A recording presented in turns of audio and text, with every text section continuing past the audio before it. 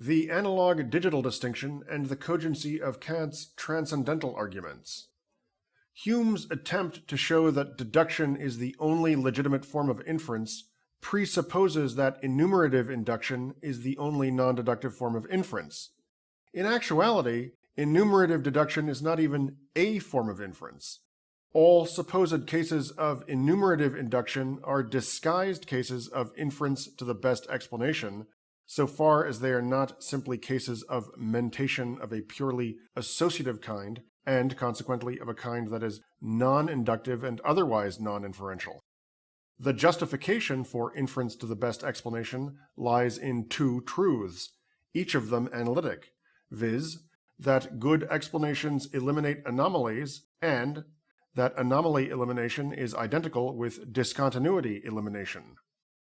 Given these two truisms, along with empirical data to which even skeptics grant that we have access, it follows that induction is truth-conducive, a corollary being that skepticism with regard to the veridicality of our senses is indefensible.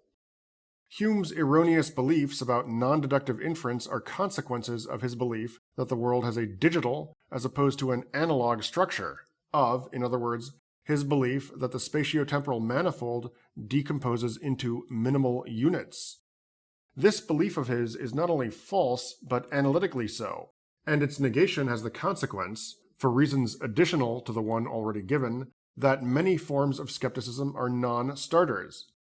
It also has the consequence, later given empirical confirmation by the truth of relativity theory, that spatiotemporal relations are causal relations. Finally, it has the consequence that, contrary to what Hume argues, there are instances of bona fide causation. Additional reinforcement for this position is shown to lie in a fact first identified by Kant, viz., that we could not even ask whether or not there were instances of causation unless there were in fact such instances.